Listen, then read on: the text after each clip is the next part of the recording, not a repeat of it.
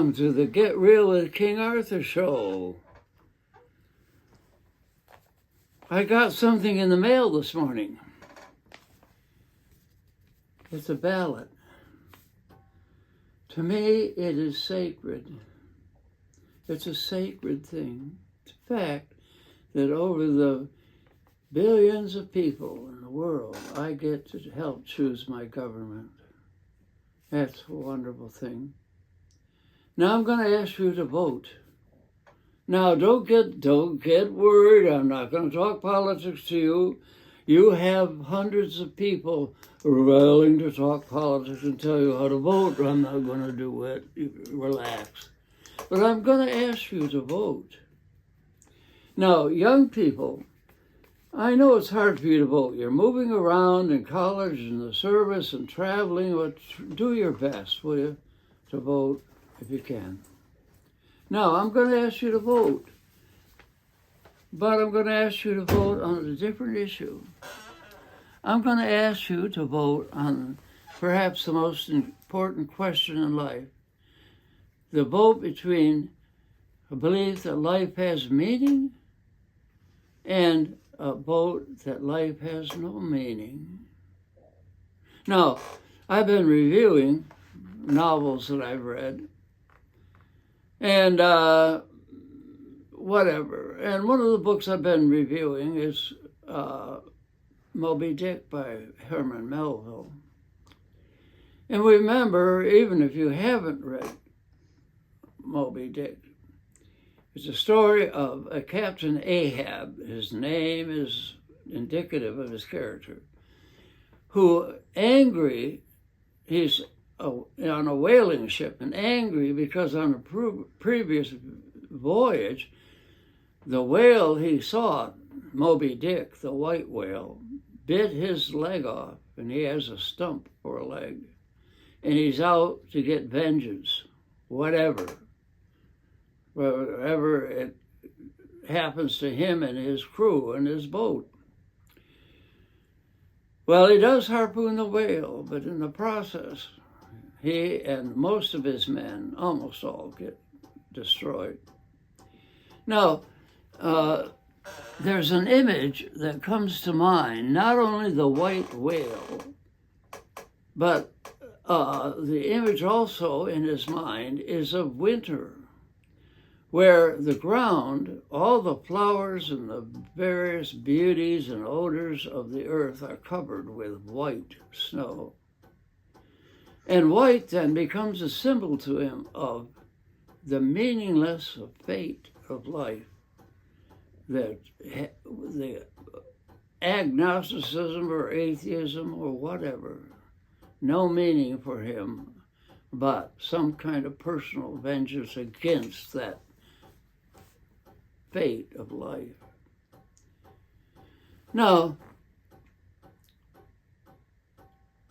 it's up to you. I'll tell you that your choice will be a self-fulfilling prophecy. If you vote that life has no meaning, the chances are it will not have meaning for you.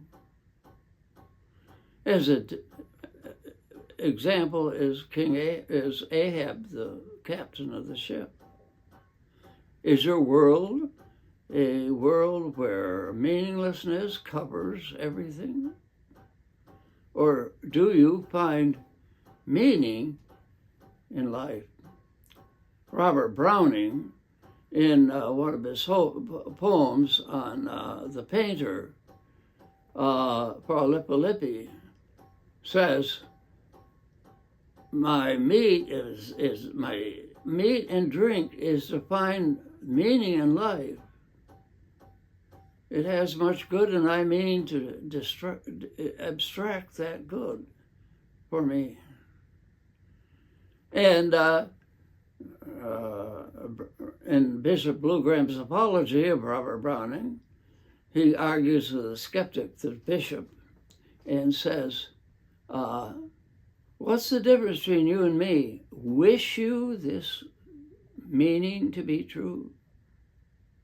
Do you wish to take life at what positive value is? Now, some people kind of wonder, raise their eyebrows, because I like the old hymns. Listen to this line from How Firm a Foundation.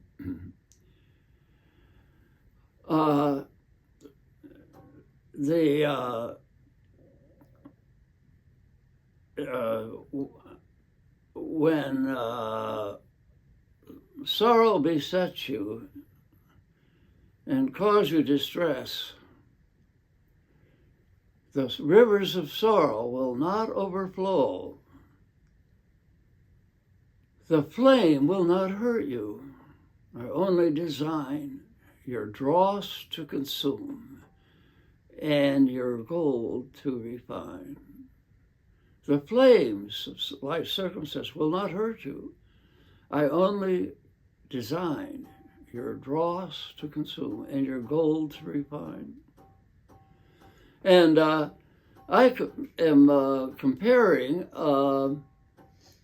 Captain Ahab in Moby Dick with the life and work of John Keats in his poetry. On my wall in my condo is a copy of a life mask of John Keats. And his greatest wish was to be among the great English poets. He got too sick at age 23 to write anymore. No university education. And he said when he was sick with TB, dying, he said, I think I will be numbered among the great English poets. But his other mood was on his tomb at the Pyramid of Cestius burial ground. Here lies one whose name was writ in water.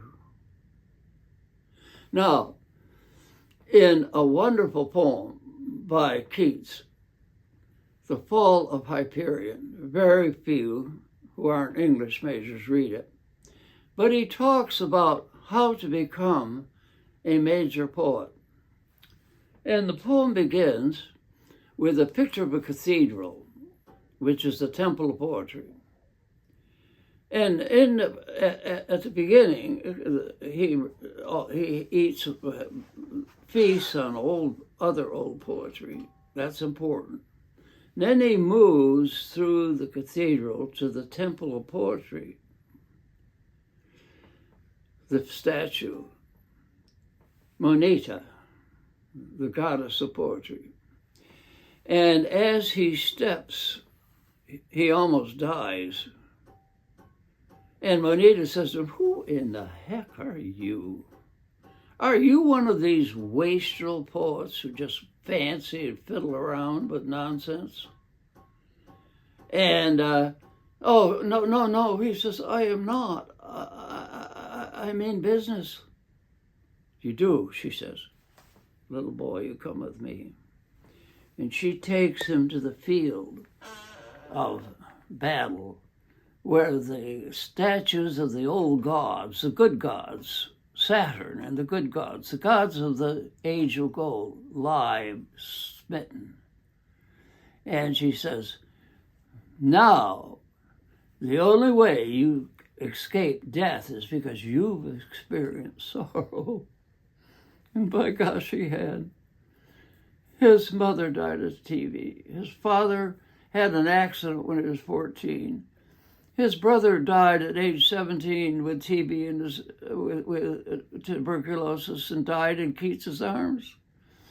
He fell in love with a woman and he knew he had TB and his days were numbered, and he knew in him was a greatness of genius. In fact, one of the crises is that he was rooming with a man named Charles Brown. And Charles Brown saw him one night rush into the house and run up to his bedroom. And it had been a cold, windy day, and Keats had ridden outside on a carriage from downtown London. And Keats was in bed, and he spit up the blood. And he'd worked as a physician's assistant. He said, that's it. I've got TB. I'll die. What made him a great poet? Only that great sorrow and misery. I only design thy dross to consume and thy gold to refine. And I don't know, I now when I say this, I think, oh, I'm coming across like Cervantes' Don Quixote, the knight of the long, woeful face. And come on, I hear these subterranean voices. Come on, little Arthur. You lived 93 years, you've had no major physical problems? No. Well, I went legally blind 20 years ago. That's something else, isn't it? I say to that demiurge that says, don't go talking about it. And the demiurge says, stop being so negative and had a woeful face. But everybody must get stoned. And in it all, you find purpose. And if your spirit is with you and you get divine help, the waves, the sorrows will not overflow. And you will find that the real thing, character. And Keats himself said, in wondering about life, in one of his letters, says, how can essences appear identities except in a world of sorrow? John Keats. Well, wow. What a poet. And what a positive message he leaves for us all.